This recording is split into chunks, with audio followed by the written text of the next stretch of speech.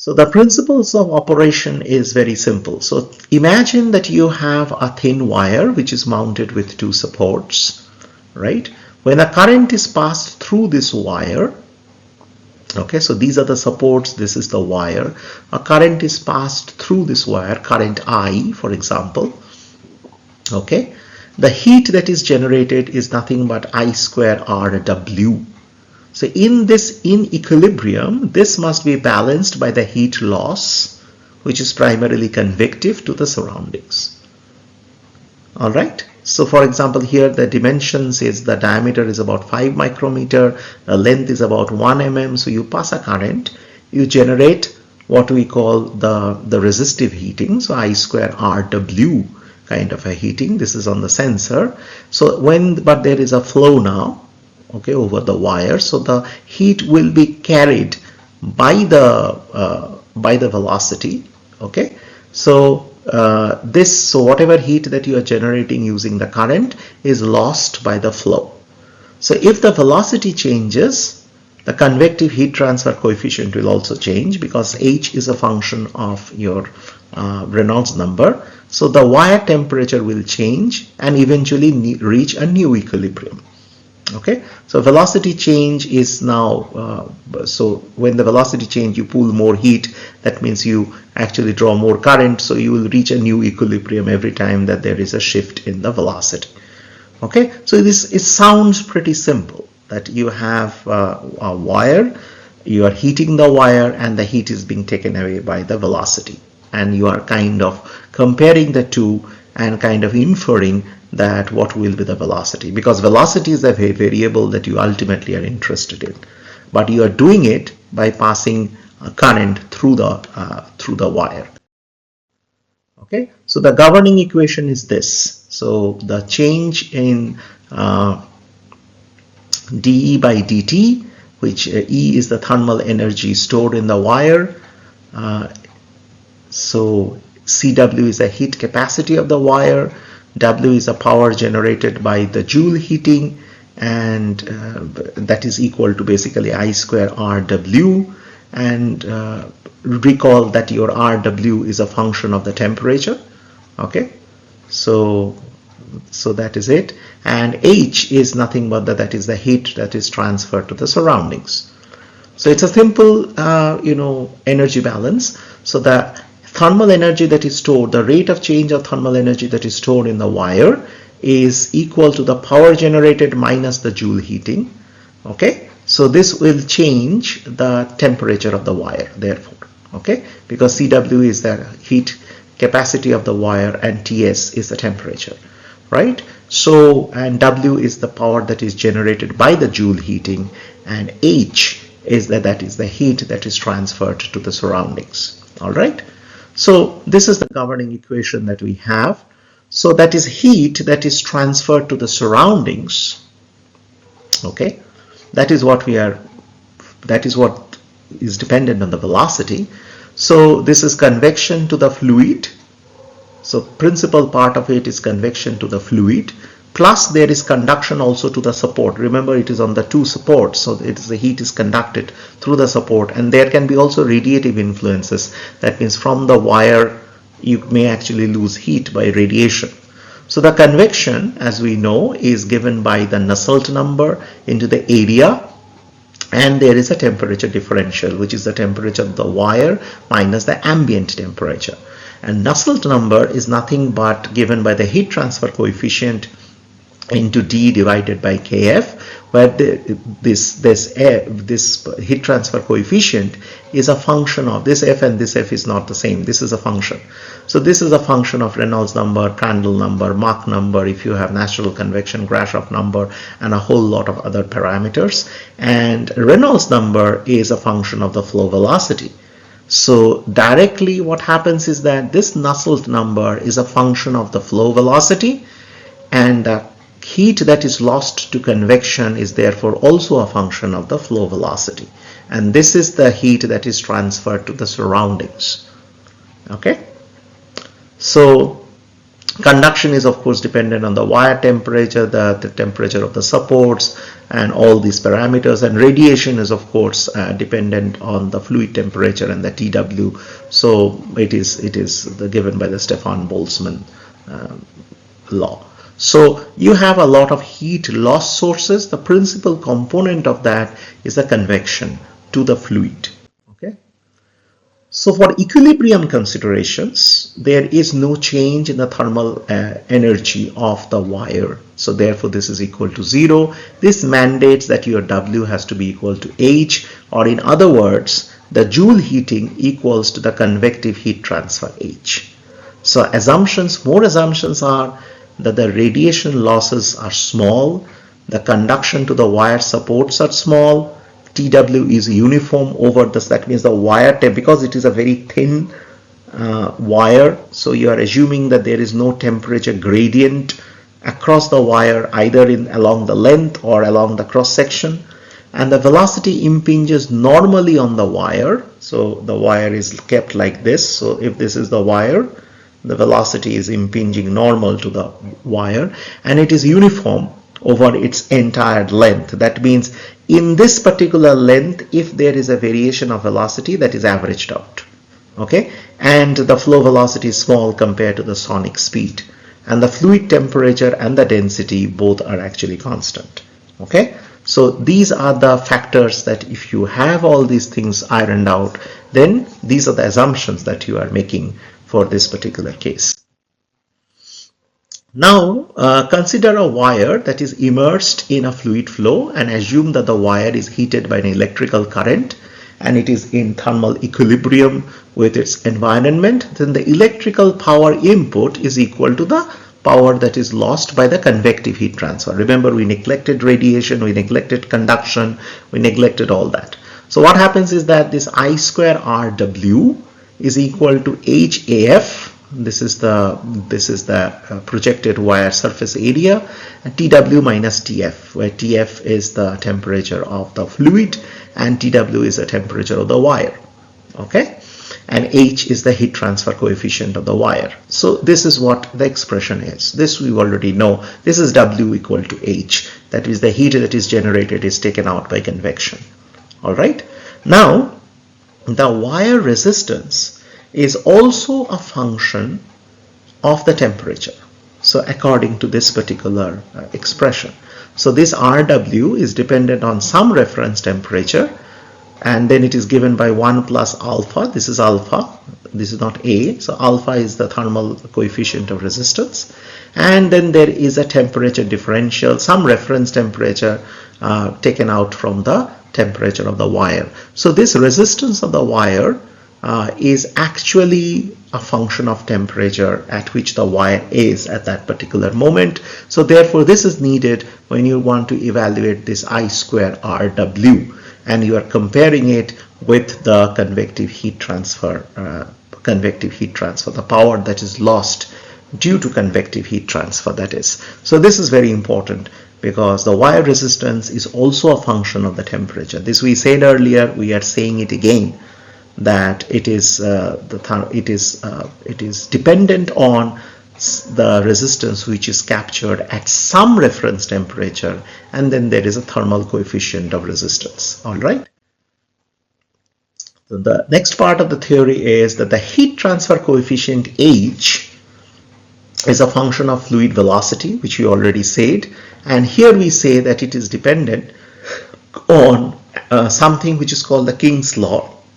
Not really a law, this is more of an empirical expression, where it says that H is equal to A plus B multiplied by the velocity of the fluid raised to the power of C. So A, B and C, these are basically curve fit coefficients, and they are obtained for the calibration, and C is roughly of the order of about 0.5, it's half. Okay, because Reynolds number is always of the order of half in the case of forced convection. So A, B, C are coefficients that are determined for the calibration. So unlike LTV, where you did not need any calibration, here you do. You do need a calibration a priori to know what are these A, B and C coefficients all about. So if you eliminate the heat transfer coefficient H now, so by substituting this functional form, which is a function of the flow velocity, so that is equal to this, and then you also substitute Rw, which is a function of the resistance that is calculated at some reference temperature, and then you deconvolute it and then find out the fluid flow velocity. So this gives you this kind of an expression. So it is nothing, it's just algebra. So you take A to the other side, and then B, you divide it out, and then you take the 1 by cth root of the whole thing. So this is what the expression that you get. This is all in terms of the native variables. R reference is already known. It is calculated at some temperature, and alpha is also known, and A and B are obtained for the calibration, and therefore by measuring the current, you can actually measure what is going to be the flow velocity Vf. So it is not a linear function, obviously, but once you measure it, you can actually now get a value of what is your Vf going to be. So now there is a constant temperature hot wire anemometer. For a hot wire anemometer which is powered by an adjustable current, what happens is that to maintain a constant temperature, Tw and Rw are therefore constants. So the fluid velocity is a function of the input current and the flow temperature, okay? And the flow temperature, that is the fluid flow. So the temperature of the flow can be measured. The fluid velocity is reduced to a function of the input current, therefore. Okay, understood? So if it is maintained at a constant temperature, so this is known.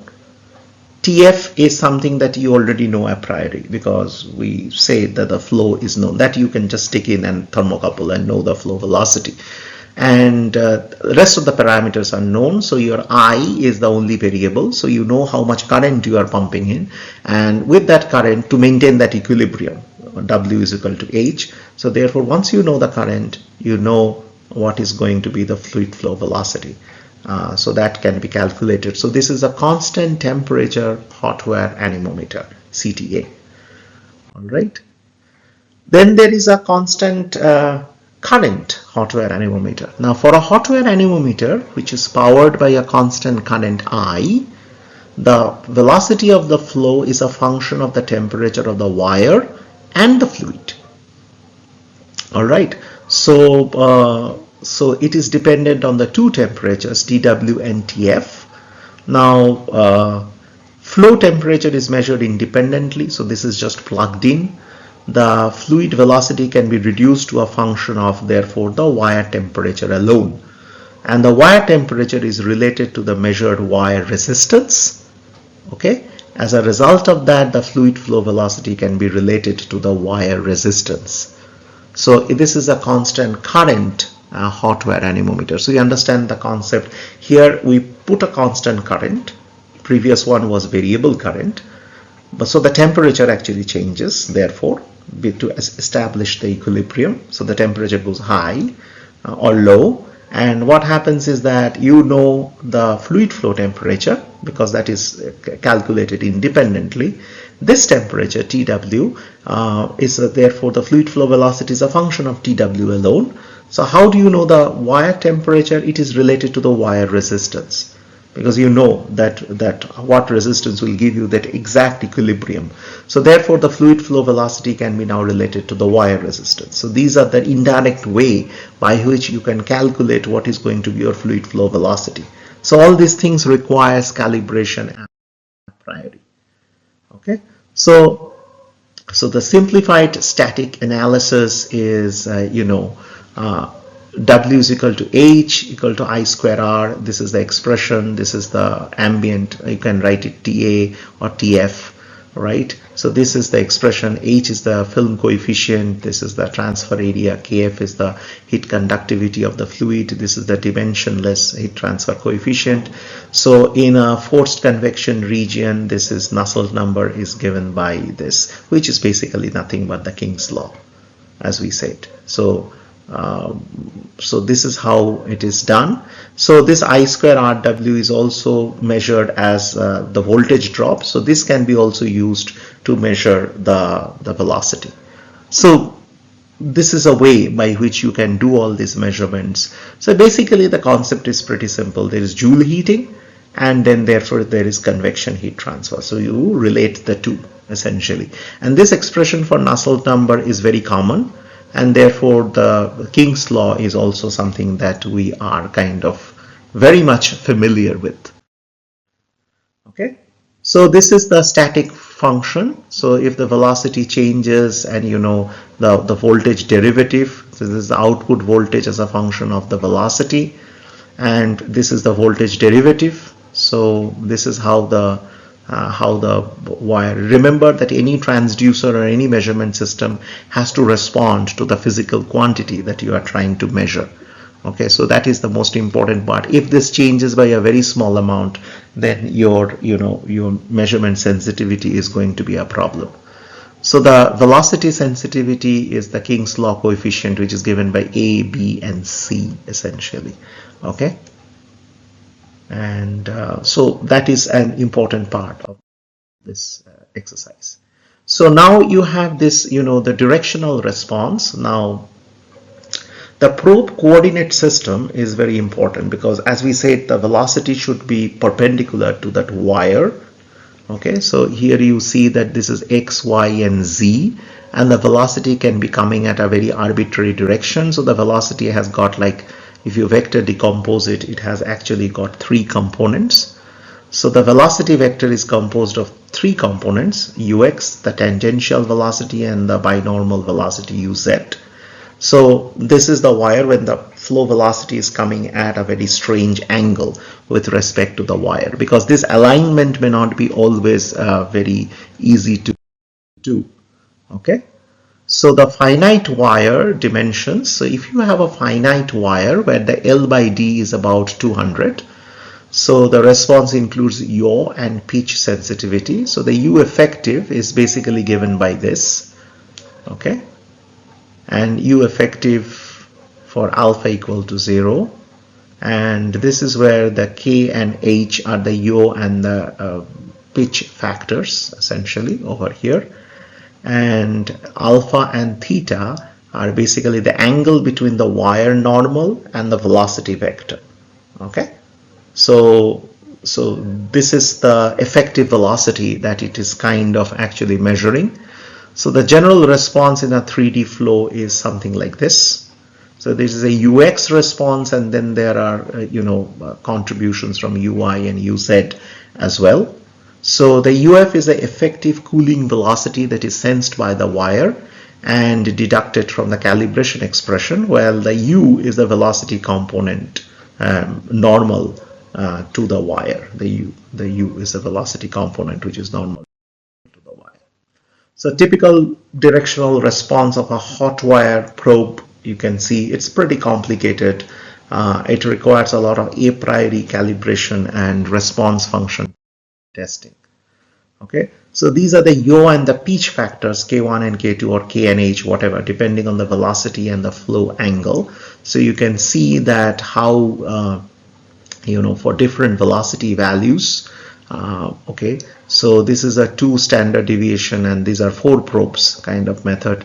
So you can see that how much this is with variation with alpha, how the K1 and K2 actually varies. Okay, so this is how it is dependent on the flow velocity and the flow angle. So the flow angle is that alpha, that how it is attacking the thing. So for a very large flow angle, for example, K2 or H is kind of at about 1. This actually has a variation from about 0.2 to about 1.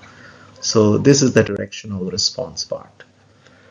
So what we do in terms of data analysis, the anemometer is capable of reading instantaneous values of the velocity up to very high frequencies. Okay, so it is capable of measuring turbulent fluctuations in a flow field, for example. So most other this probe based measurement techniques, which has a physical probe, like the pitot static tube, it will respond very slowly, giving an average velocity. So you won't be able to detect, you won't have the temporal resolution that you need. So you can basically, this is for example a time history data for a flow behind a cylinder, and you can see that this is the flow fluctuations as a function of time. Remember, it's almost an analog response. So you can now use this to calculate the mean over a certain time period, the standard deviation or the variance, and and stuff like that. So you can actually take the time history data and you can determine all the statistics, which are kind of essential when you are dealing with high-speed flows, so to say, or flows with turbulent fluctuations. So you can find out all the turbulent statistics, turbulent kinetic energy and whatnot, by using this thing, because remember the active element is very small, so it has got very low thermal mass. As a result of that, it can respond very quickly. So this is taken from Dantec Dynamics. So you have the implementation. So you have a flow, you have the heat loss. Now this is the hot wire probe. This is effectively connected to a servo amplifier and a Wheatstone bridge. Then you pass it through an analog to digital converter. Then you kind of linearize it, and then you generate the time series data, and then you do the corresponding data analysis. So what happens is that this RW of the probe is connected to one arm of the Wheatstone bridge. So Wheatstone bridge has got 4 resistances. So one arm, this is the resistance of the wire, this particular wire is now connected to one arm of the Wheatstone bridge and heated by an electrical element, right? The servo amplifier, what does it do? It keeps the bridge in the balanced condition by controlling the current to the sensor section. And the temperature can be kept constant independent of the cooling introduced by the fluid. So the E, that is the bridge voltage, represents the heat transfer, and therefore it is a direct measure of the velocity. This we have already seen. Okay, so servo amplifier basically keeps the Wheatstone bridge in balanced condition, and this is actually incorporated in one of the arms of the Wheatstone bridge. Okay, it's the actual probe. That is how these things are done.